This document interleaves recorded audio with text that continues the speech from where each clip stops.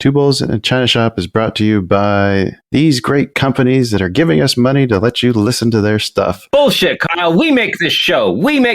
You and me. Two Bulls in a China Shop is brought to you by us. Someone's got to pay the bills, Dan, because it's not our trading. All right, roll them. This podcast is brought to you by Udemy, a leading destination for learning and teaching online. Need to learn professional skills for your career? Join millions of people learning the latest skills in business and tech on Udemy. With our Black Friday and Cyber Monday sales, now's the smartest time to shop with courses as low as $9.99. Visit udemy.com and shop now. Sale ends Monday, November 28th.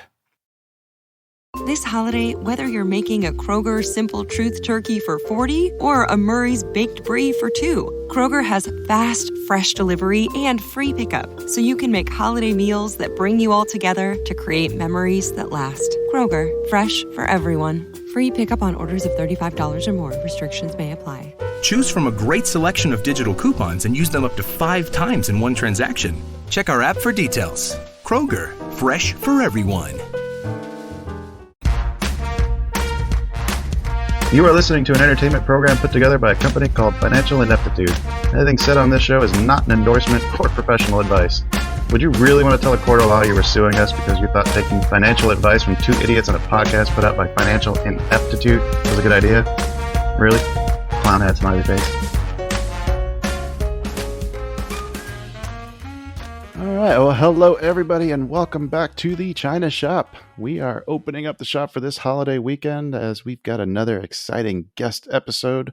The dedicated and dynamic Duncan Mavin, author of The Pyramid of Lies, is joining me to discuss the Greensill collapse. But before we dive into today's discussion, I'd just like to take a quick minute to thank our friends over at Trade Pro Academy and Order Flow Labs.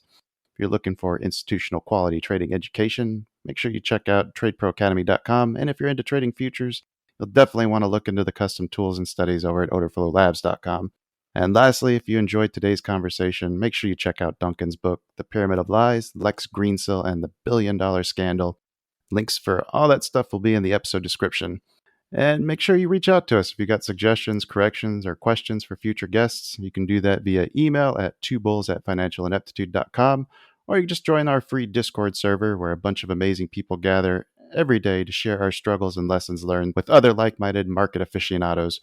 Those links will also be in the episode description. Now that we got all that good stuff out of the way, let's get to know today's guest. Duncan, how are you doing today? I'm good, thanks, Kyle. Thanks for having me on. I detect a bit of an accent there. Is that Scottish? Well, no, I'm English. I'm from the north of England. I grew up in near a place called Newcastle, which is about as far north as you can go in England before you hit Scotland. I was going to say, I thought Scotland was northern England, but I know you guys get really, there's a bit of a rivalry between the Scots and the Brits, from what I understand. You're gonna offend some people with that, but I'll leave that to you. So I shouldn't just guess the accent. I should just ask politely. Yeah. I mean, mine's a bit of a mess. So I lived in Canada for a while, and in New York and Hong Kong, and so my accent's become a bit of a mess, if I'm honest. I'm not sure. I'm not sure I would know the difference.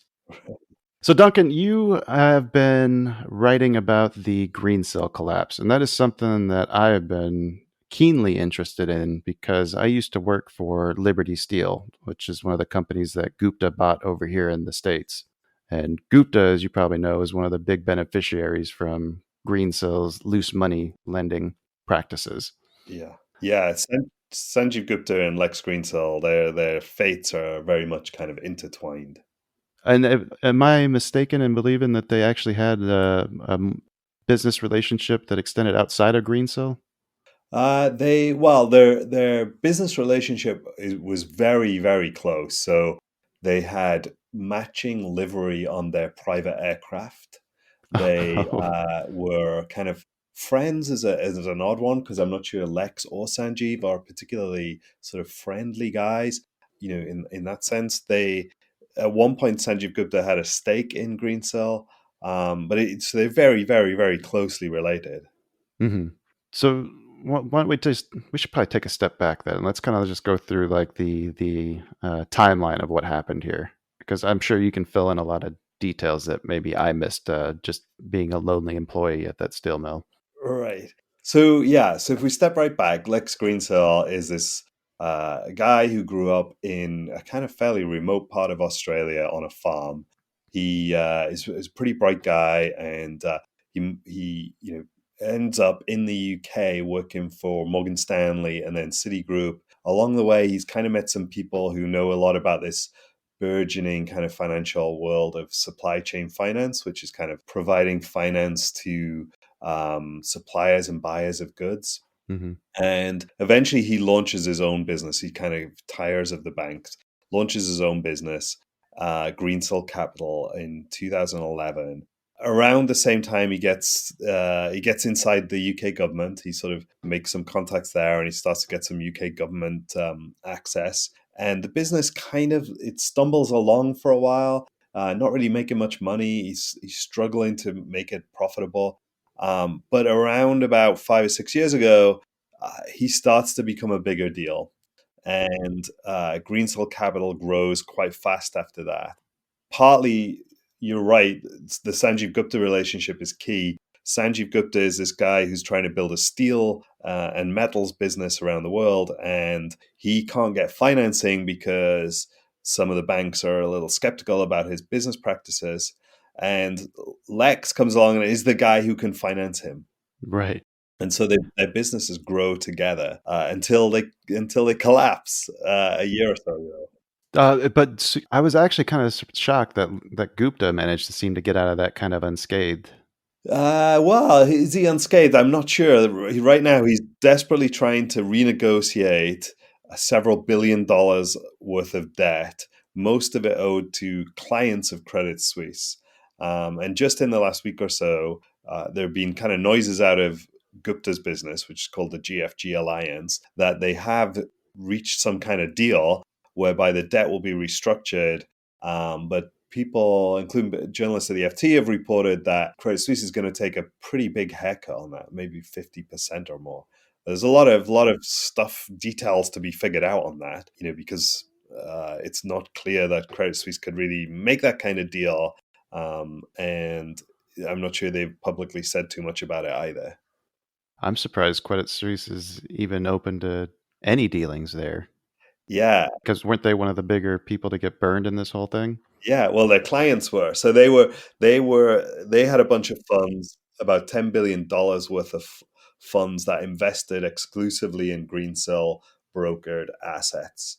So their clients were the big losers, really, in the Greensill collapse. Now, I remember the financing being a big issue when I worked there, and this was back in towards the end of 2020, I think, is when I left, because we were rotating like between like which supplier we could pay this month Right. or this week or even this day, like trying to get payments out last second just to be able to get like scrap in to be able to continue making steel. Yeah, I think that's been a problem with the GFG business from the start, right? That there wasn't really great financing. And so you constantly have heard rumors that the business was going to grind to a halt, that it couldn't pay for the raw materials to produce the steel required to, that it had already agreed to sell or whatever. And yeah, none of the traditional banks would really touch that business at all. So this is where Greensill Capital came along. In theory, it was providing supply chain finance, but in practice, it was actually just providing enormous loans.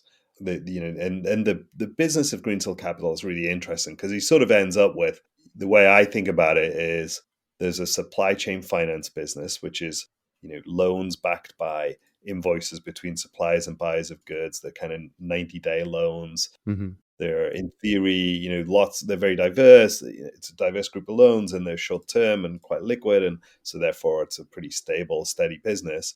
And he does that for big blue chip companies like Coca-Cola, General Electric, Boeing. And the problem with that business is it just isn't very profitable at all.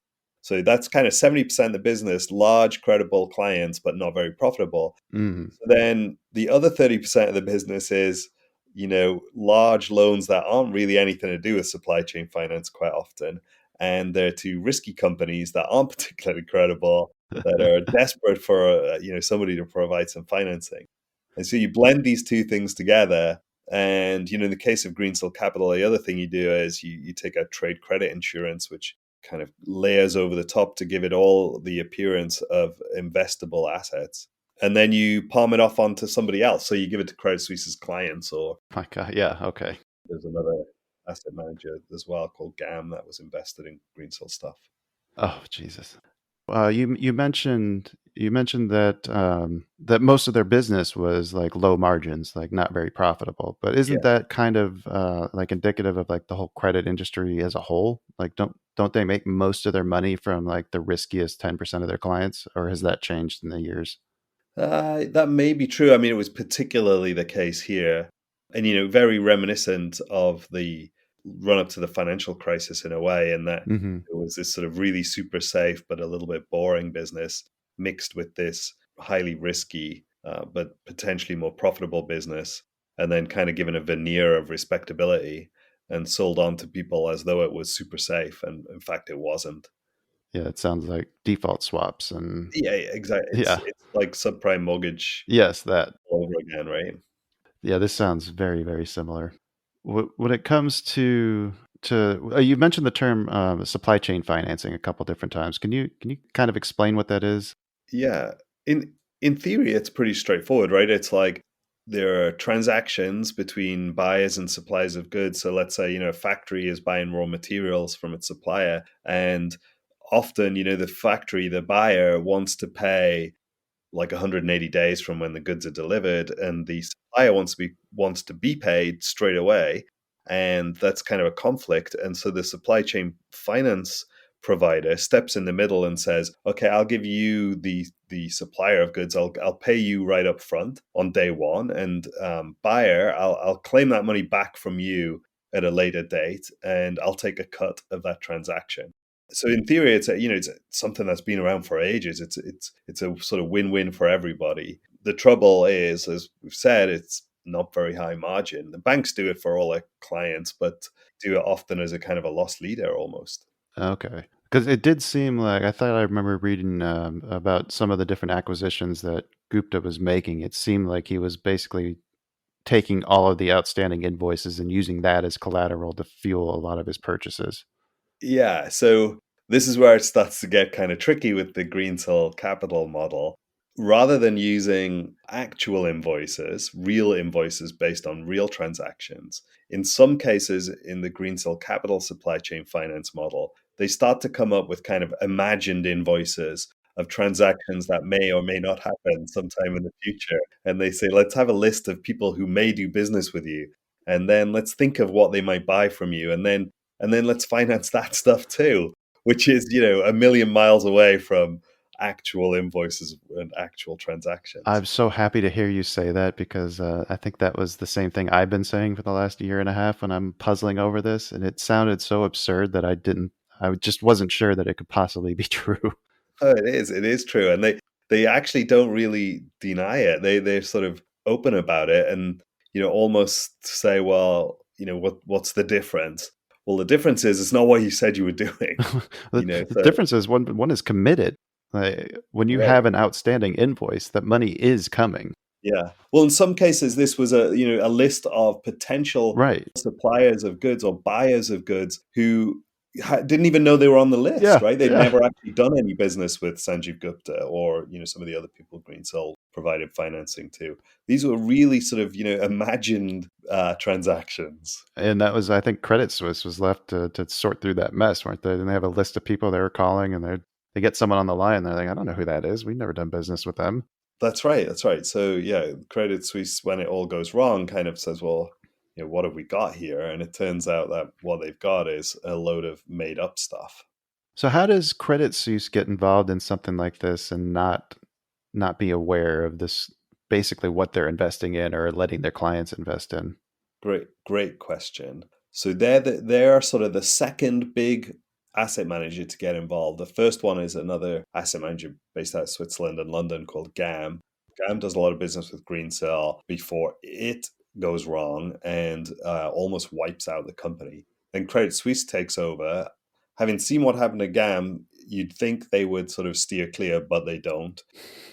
I think what happens there is there's a couple of portfolio managers who are getting a lot of assets under management passed along by Lex Greensill, and they're thinking that's great. I'm building this huge pool of assets, and I'm shipping them off to my clients, and we're telling them that it's little bit better return than money market stuff, but that's great because interest rates are super low, and at that time at least they were super low, and so it's sort of appealing to my clients. And this stuff is investment grade rated because we've got this trade credit insurance that wraps around it and makes it look super safe. And so I don't think they're doing too much due diligence on the underlying assets. If they had done, they would have seen that actually strip away the trade credit insurance, and what you're left with is a real mixed bag. Right. It's not the first time Credit Suisse has been involved in some, I don't know what the right term here is that I can say without getting in trouble. Yeah, Less than, yes, problems. okay, that works. So yeah, no, I think that's right, and I think there's clearly been a cultural problem at Credit Suisse for a while, and they sort of stumbled from one scandal to the next, and now they're talking about they're going to restructure their whole business. I think in part as a response to this kind of stuff. I think if you look at that business, certainly when I talk to Credit Suisse, you'd sort of talk to them about Greensill Capital, and they'd say, well, look, these assets are returning steady returns quarter after quarter. And instead of seeing that as a red flag, instead of Right. thinking, well, hang on, how can they be so stable? How can these returns be exactly the same month after month, quarter after quarter? That must be a red flag. Instead of looking at it that way, they're kind of going, look, this is great business. And I guess if you're the portfolio manager and money is pouring into these funds, and that means your bonus is getting bigger every year, then maybe it does seem kind of fine. And even if you lose your job in the end, you've probably tucked away a fair bit of cash in the meantime. Right. Well, it almost sounds too like there's this attitude of I don't care why it's performing well as long as it continues to do so. Yeah, exactly. Yeah, there's probably something not good going on here, but I don't want to know about it because then I can't get in trouble if I don't know. Yeah, I think that's right. I think there's a couple of things that go on. Just to mention GAM again, like one of the things I think that happens there is that they make a couple of investments that are fairly small with Greensill, Hmm. and a couple of people internally kind of say, "Hey, I'm not really sure about this Greensill stuff." But at that point, it's $5 million in a $10 billion fund, and everybody kind of moves on. They kind of Right. look at it and go, "Oh yeah, okay," but we've got bigger things to do right now. And then the number, next month the number is maybe 10 or 20 million, and the people put their hands up again, and everybody kind of moves on again. By the time you get to like the number is now 200 million, people are sort of thinking, well, I waved that along previously, so Right. like now I'm kind of party to it, should I really stand up? And so it takes a lot to get people to kind of think, I need to really put my foot down now. And I suspect that's the same at Credit Suisse, right? Like you sort of start fairly small, and eventually it sort of builds and builds, and maybe you thought there was something wrong, but you should have spoken up when it was a $10 million problem. Now you got a $10 billion problem, and it's much harder to speak up at that point, having not spoken up earlier. It's also hard to speak up when the money's rolling in too, when something's Yeah, returning, exactly. beating the market or whatever the actual returns were, Yeah. to come up and say Well, like, "Hey, this is too risky." Like, yeah, you might be jeopardizing other people's bonuses. that's right. I think that's definitely a part of it. I think that there's another thing, which is that in the case of these green salt funds, so long as the money keeps rolling in, you sort of don't have to acknowledge the problems. Right. It's only when the money has to go back out because of some technical issues, which I can talk about, that suddenly the loans, you have to, now I got to cash in my assets. I got to pay people back. So I need to liquidate the assets. And it turns out that actually can't liquidate these assets because these loans were not very good. Also, the assets that are backing them are fictional. They don't exist, right? So it's that's the problem, right? So long as it's growing, the Credit Suisse guys would say, look, we've never had a problem. These loans aren't defaulting, and the response to that had to be, well, they're not defaulting because you aren't putting them in default. Like, they're not being paid back, but so long as the money keeps coming into these funds, you sort of never acknowledge that they may be defaulting, they may have gone bad. It's not until the money comes out of the funds, you need to liquidate the loans, and they can't be liquidated because there's nothing there to back them up, then you've got a problem. So how did it finally unravel? Yeah, so the final trigger was this insurance. So it turned out that the Credit Suisse funds were incredibly reliable, relying on one small Australian insurer called the Bond and Credit Company. I had gone to Credit Suisse, by the way, to ask them why they were so reliant on this insurer, like a few times. And anyway, the ownership of the Bond and Credit Company changed hands from another Australian insurance company called Insurance Australia Limited. They sold their stake in it to Tokyo Marine, giant Japanese insurer, who started to do their own due diligence on the business, having just bought it. And they found this enormous exposure to Greensill Capital and said, we're not going to do that business anymore. And once that insurance went away, there were no other insurance providers willing to step in. And so all of a sudden, these Credit Suisse funds were no longer investable for a whole bunch of clients because they didn't have this insurance wrapper. And so they had to start trying to give the money back to clients, and it turned out they couldn't because there wasn't any money there. Oh my gosh. That Yeah, why do people so this is the due diligence was done after the purchase was complete? Well, some of it was before, but I think they didn't fully understand how big a deal it was until afterwards. Mm. You know, this is a really small business. Bond and Credit Company was a very small business, started only a few years ago, and far and away its biggest client was Greensill Capital. And I went to Credit Suisse at one point when they had in some marketing material some wording that said we work with a diverse range of insurers, and I saw that actually 40% of the insurance was coming from the Bond and Credit Company, and no other insurer was more than a few percent. Right.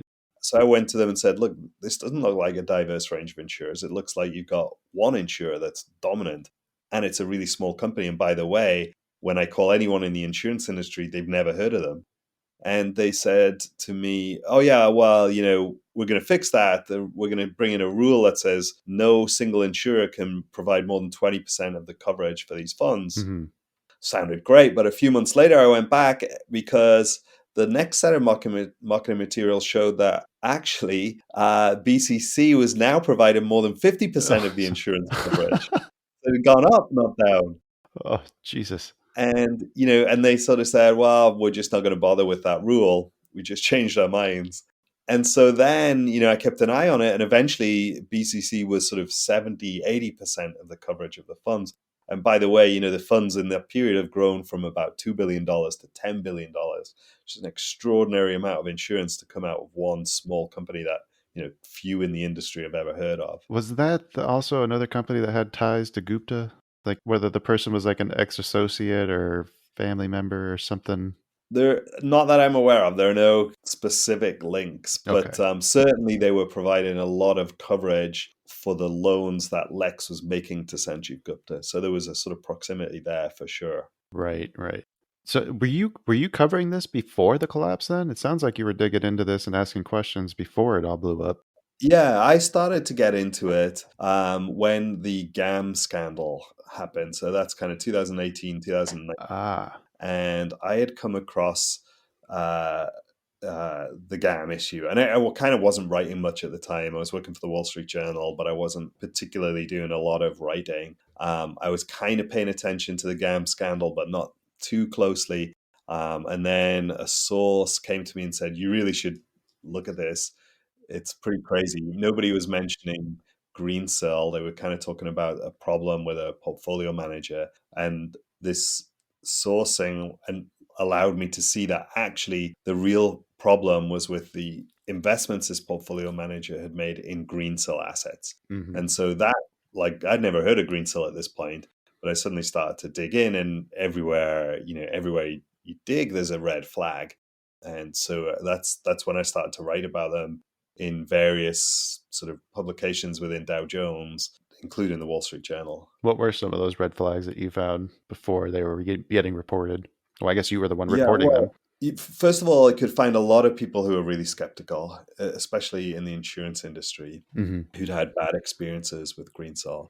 Secondly, because these funds, both at GAM and then later at Credit Suisse, a lot of the information about the assets was public, right? So you could sort of look through who they'd made loans to, look through the documentation in the funds and see who the loans were going to.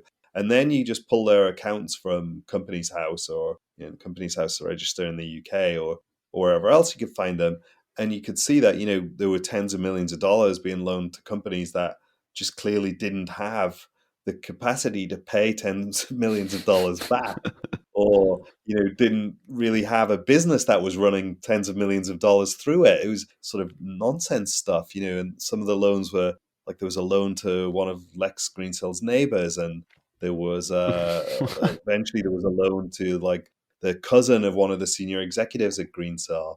There's a loan to a company, $12 million or thereabouts, that was loaned to a company that was essentially a bunch of ex-military guys who were kind of running a private military contracting business. This is sort of not Wow. what I thought supply chain finance was. No, This wasn't, Coca-Cola paying its suppliers on a regular basis. no, this sounds like somebody just hooking his friends up. There was definitely a large part of it. So the stuff that stood out was massive amount of lending to Sanjeev Gupta, who had this mixed reputation, to say the least. A lot of loans to friends and family. Some loans that seem to go to companies that, far from sort of having regular supplier payments, actually were sort of development projects or buildings under development. They just didn't. It was project finance, not supply chain finance. Later, there were a lot of loans to a company called Bluestone Resources, which is a coal company owned by the governor of West Virginia. Huh. Um, and that was also quite bizarre. They seem to be paying their fees, their loan fees, in stock of the coal company, which was a really odd way to pay back a loan. That is, I wonder why a coal company? Well, what was interesting there was, Sanjeev Gupta's steel business really needed coal. So there was a sort of, at one point, a genuine effort by Lex Greensill to kind of connect the Gupta steel business and the Bluestone coal business owned by, as I say, the governor of West Virginia, a guy named Jim Justice, Hmm. who's a fairly well-known politician, and to sort of connect the dots between those two businesses. All right, that makes Um, sense. yeah. I do remember In that. the end, there was about $800 million to Bluestone. Good Lord, that is even bigger than I thought it was, and I thought it was pretty big. Yeah, I mean, these are staggering amounts of money, right? And none of it, of course, is Lex Greensill's money. It's all actually clients of Credit Suisse, Right. or actually, at another point, Lex Greensill was able to buy a bank in Germany, and so sometimes it was bank deposit money. So the German bank's fascinating in and of itself. He bought a bank that was kind of a 90-year-old bank that Wow. had never really been very big. It was a few branches. He bought it for a few $1 million. When he got some investment money, he used that to capitalize the bank, and then was able to attract deposits by offering reasonably strong deposit interest rates at a time when in Germany, actually, interest rates in many cases were negative. Hmm. So he gets a lot of money deposited from German municipalities. So sort of cities around Germany put their money into this bank, and he then takes that and lends it to Sanjeev Gupta. Wow. Wasn't there too another thing with the auditing firms that was actually keeping like the books for Greensill that was like just a random address in like London? Oh, well, there's a couple of things there. So auditor wise, Greensill had a very small auditor, relatively very small auditor for the size of the company, and couldn't really get a bigger auditor. Tried, kind of tried, and never was able to get one. But I think what you're talking about is Sanjeev Gupta, his personal accounts, his own accounts were, and the accounts of some of the Gupta companies were audited by a company named King and King, Ah, that's which is, yes, yes. a handful of people in a tiny office in a suburb of London.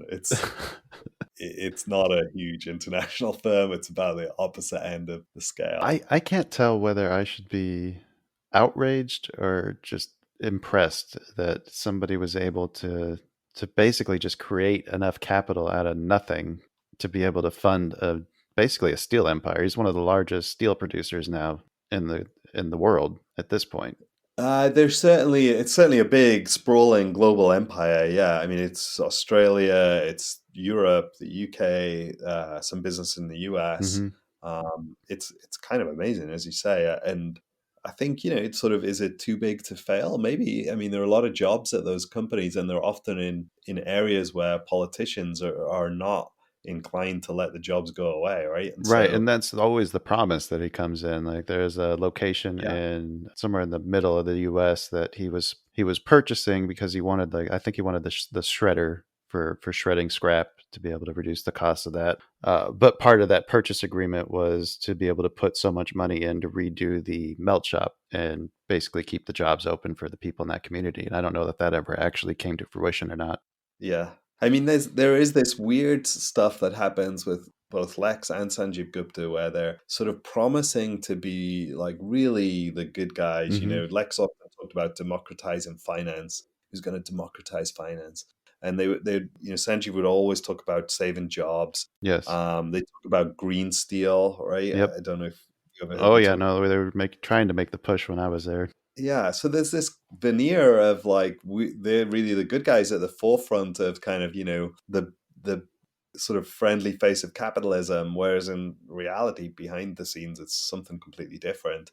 I think one of the green businesses that was really interesting and involved in all of this was at one point Lex used a whole bunch of money from GAM to fund some biofuel generators that were owned by Gupta, Hmm. and it was hundreds of millions of dollars. And these biofuel generators were, they were going to be like green energy, Right. great, great businesses. It turned out that they never actually worked.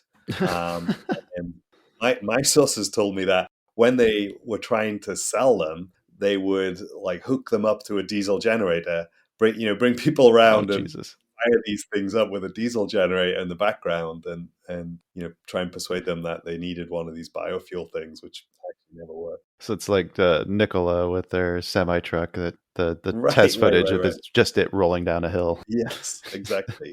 Yeah, so they're kind of, they're fairly smart in that they latch on to these sort of positive messages and try and sell it that way, which I think is appealing often to politicians for sure.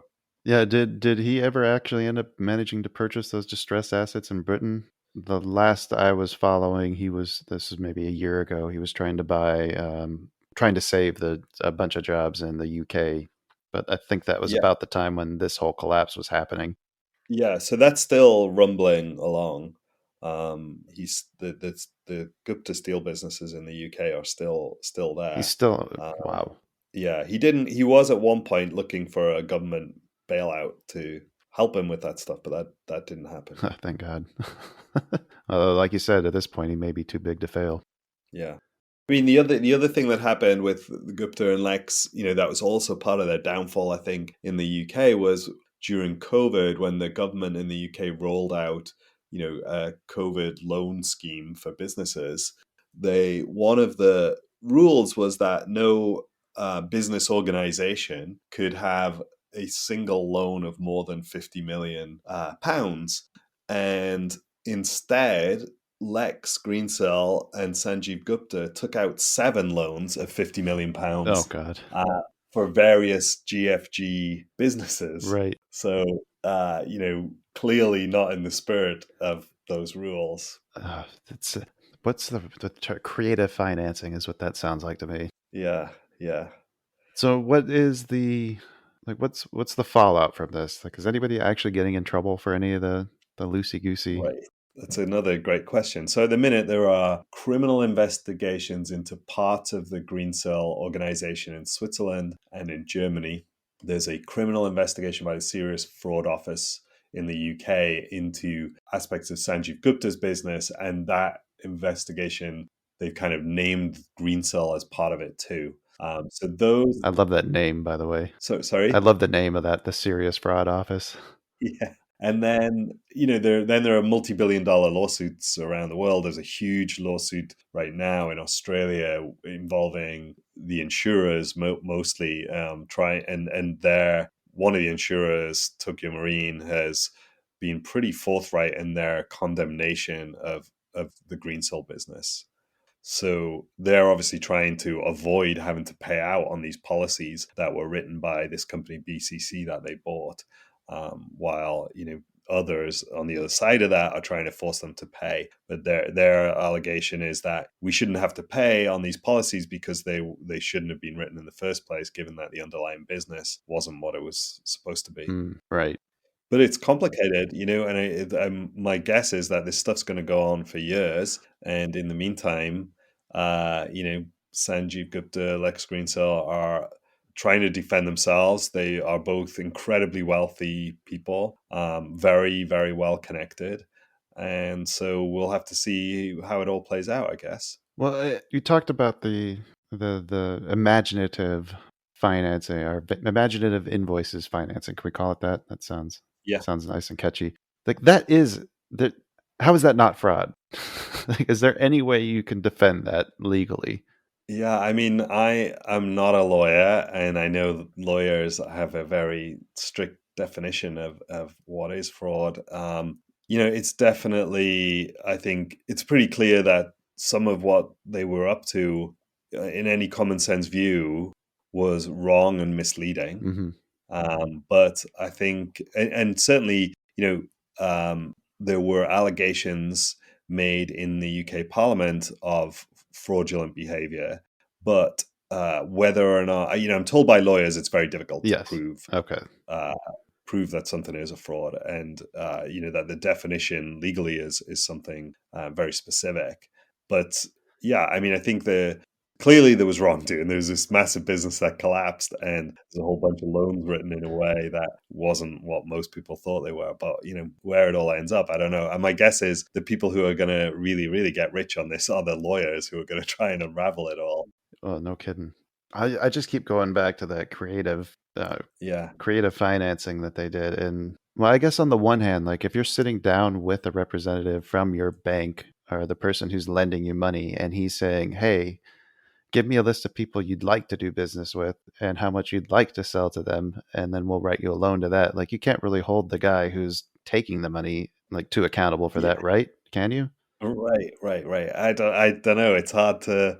Again, this is where you and I are talking about things applying common sense. Right. Not always what happens in law and finance. So yeah, I think it's really tricky. I mean, common sense tells you that isn't supply chain finance. It's not what people who are investing in this stuff assume is what's happening. They think that they're putting money into funds that are backed by real transactions, not into funds that are backed by made up transactions that might never happen. Right. That's a different kind of risk tolerance, right? And Yeah. there's somebody out there who is interested in investing in exactly that kind of thing, and they want a certain return for it. And that's a different person, I think, than the person who wants a little bit more yield than a money market. Yeah, no kidding. That person has a much larger risk appetite Yeah, investing in junk debt. exactly. It's a legitimate business. It's just a different business. Right. It can be very lucrative, but it can also be can also take you out pretty quick. So have you seen anything else like this or similar to this? Like, are there any other cases that you've come across that remind you of what's going on now? Well, I think there are different aspects that are reminiscent of other different things. So I think, as I said, I think the specific nature of the investments and what went wrong is very similar to, what happened with subprime mortgages in the run up to the financial crisis, Mm-hmm. where something that is actually quite risky is pooled together with something that is less risky and kind of wrapped up in a way that makes it look like it's investment grade when in reality it's not. So I think that's a really clear parallel. Then I think there are other things. So I think if you think about some of the founders and businesses that have gone wrong lately, whether it's Adam Newman at WeWork or Elizabeth Holmes at Theranos, or others, the idea that a visionary founder is somebody to invest in seems really striking. And I think Lex Greensill is like that too. We haven't talked about it yet, but what really turbocharges the Greensill Capital business is a couple of big investments. Hmm. $250 million from General Atlantic, a giant private equity fund, and then $1.5 billion from the SoftBank Vision Fund that turned Greensill Capital from a sort of failing small business to a big player. That those investments are, to some degree, similar to the sort of investments that go into Theranos and into WeWork and into lots of other businesses like that Right. in the last 10 years. And I think they are the investors are willing to put their money in because they see Lex Greensill as this kind of visionary. And he plays up to that role. So there's another parallel there, I think. That's an excellent point, bringing up the Theranos, and even maybe throw Sam Bankman-Fried into that category too. Yeah, definitely. That over the past 10 years, I guess that's been one of the big trends, right? Is that money from big investors like the SoftBank Vision Fund, but others too, who said, look, I think crypto is the future, or healthcare is the future, or supplier payments is the future. And then they look around for who's the guy or the woman who is like the most exciting person in that business, and then they pour their money in and they hope that that's going to pay off, and clearly it sometimes doesn't. Is that just like trying to get like a brand recognition, almost like you're trying to find the next Steve Jobs or the next Elon Musk, or person who's going to be, that everyone's excited to follow? And Yeah, I think that's it, right? It's like it's the next Mark Zuckerberg, the next Elon Musk, the next Steve Jobs. They're looking for these. There's a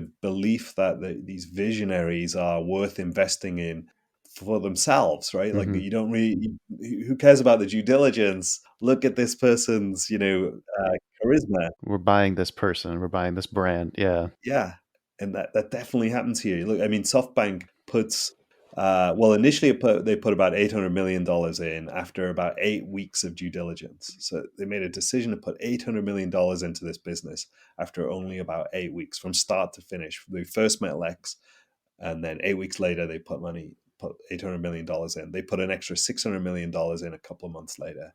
Um, that's a staggeringly quick decision for that amount of money. That was after doing due diligence?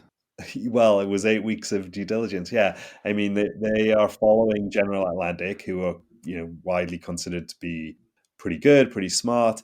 So I think they've kind of taken some comfort from the fact that General Atlantic have already invested. Right.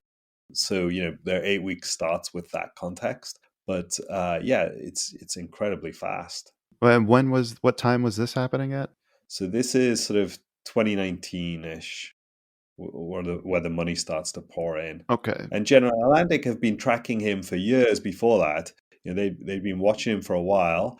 They were really keen to get into payments businesses. Their view was that digital payments businesses were Mm, a big trend to follow. And so Lex was kind of the one of the visionaries in that world. At least that's what they thought. right. And so they put $250 million in. I just think like you started, like, this came to your attention in 2018, you said, Well, exactly. So and you found nothing but red flag after red flag, and you don't even have access to some of the materials that somebody doing due diligence for an investment would have access to.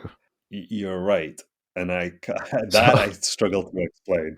that's not the first time I've seen, stories like this. Like, we talked to Jared Bibler about the Iceland Secret, the book that he wrote about the collapse of the Right? Icelandic banking system, and it was like the same thing. The Royal Bank of Scotland collapse. The purchases that they were making, they called it due diligence light.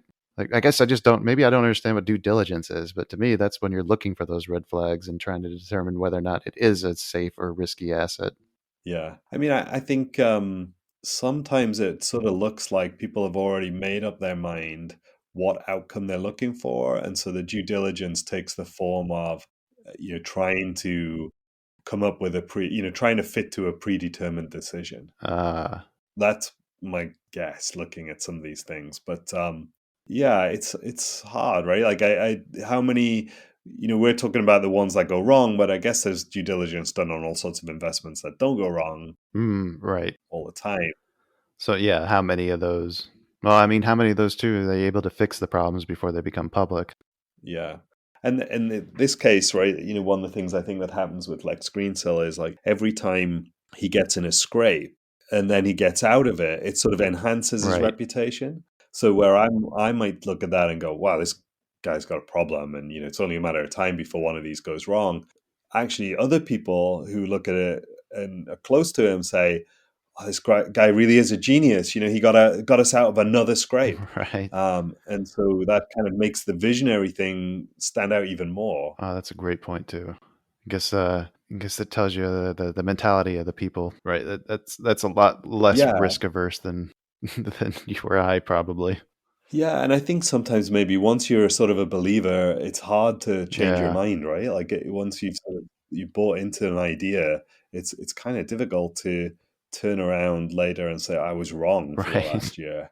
Well, it sounds like you had your work cut out for you writing this book, and also sounds like the ending isn't quite written yet too. What's the plans for that? Yeah, well, I'm keeping a close eye on everything that's happening, but yeah, it definitely was a challenging book to write. Not least because the quality of the information coming out of Greensill Capital was mixed Right. at best, and also because there are a lot of parties who don't really want to speak about this, even people who lost out, right? So you know for like the likes of Credit Suisse, who lost a lot of their clients' money, it's not in their interest really, I No. think, to talk openly about what happened. It's probably similar at GAM.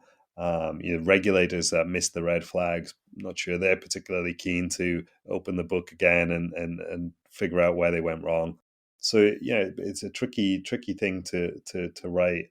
Which is Um, sad though. It's sad because that is necessary. Like, how are you going to prevent these things from happening in the future if you're not going to take the time to look back and see where the failures were and improve yourself? Yeah, well, I totally agree. I think it's a real flaw in the financial system, right? That actually most people, when things go wrong, are incentivized to kind of Yep. close ranks and try and hunker down. I mean, to some degree, acknowledging that you own a bunch of dud assets crystallizes that they are dud assets, right? Right. Whereas if you kind of pretend that maybe they're not, then maybe you can find somebody else who'll buy them from you.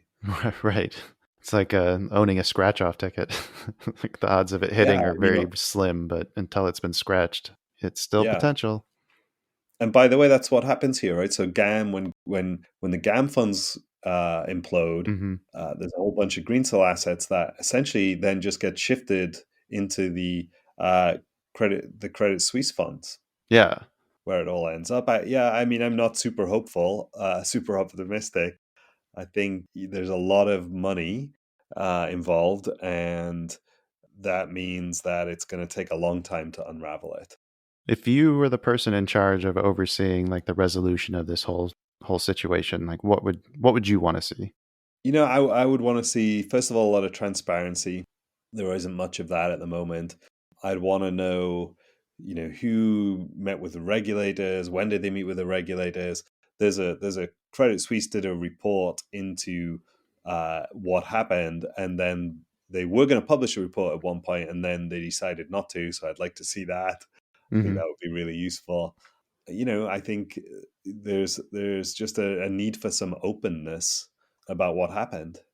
The sad thing here, I think, is that what often gets forgotten in these kind of white collar scandals is there are victims here, right? There's Yes. honest, there's 1,000 people who worked at Greensill Capital who thought they were working for some cool new business, and they all got put out of work. And actually, many of them had to fight for a year to get their appropriate redundancy pay. Hmm. There are investors in the Credit Suisse funds, including, there's some pension funds who lost money, whose, pensioners are out of pocket, but there are also individuals, and, they're fairly well off people, people who had a few $1 million to invest, but that shouldn't make them less, count less than other people. Right. So people lost millions, and that's a problem.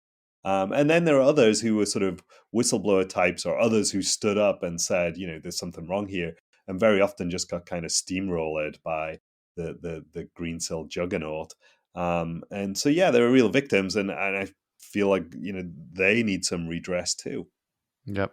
Yep. Well said. I also like that you didn't jump to punishments for people that haven't been proven guilty yet either.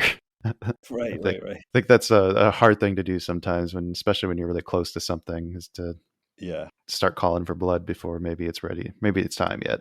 right. Yeah, I think there needs to be a proper investigation, really, and a transparent accounting of what happened.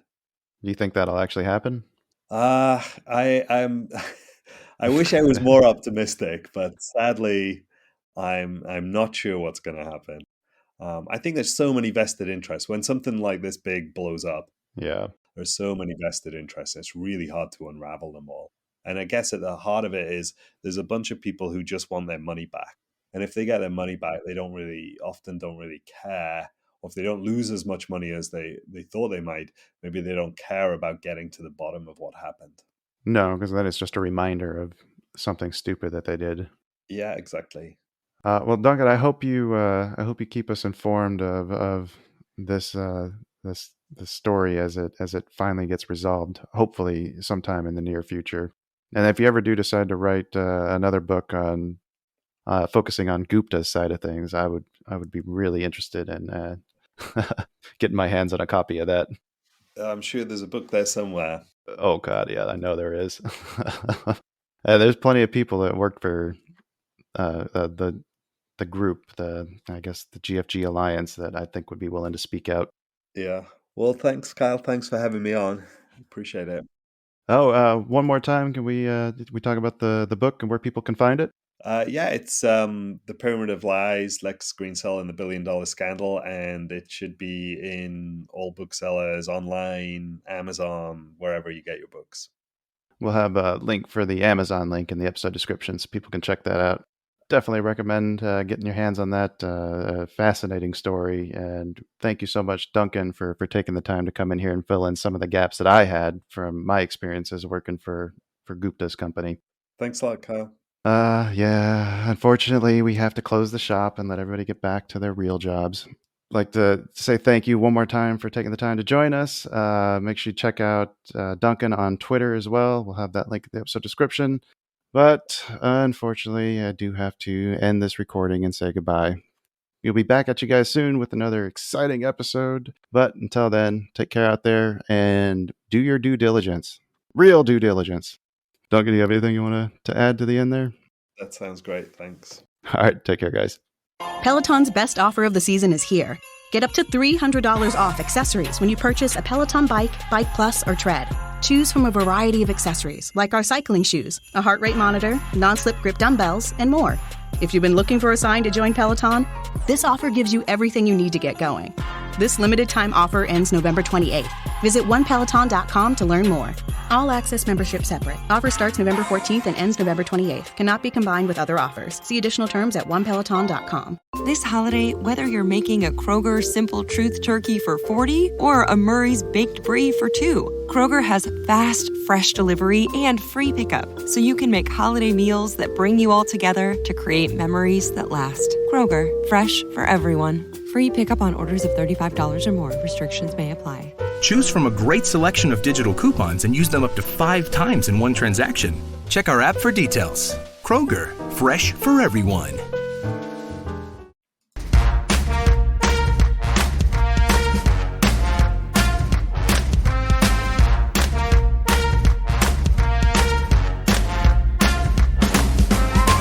Two Bulls in a China Shop is an entertainment program, and all thoughts and opinions expressed in the show belong to the hosts and not of any company. They are not intended to provide specific advice or recommendations for any individual or on any specific security or investment product. It is only intended to provide entertainment about stocks and the financial industry of trading. If you make trades based on what you hear in this show, you assume all risks for those trades.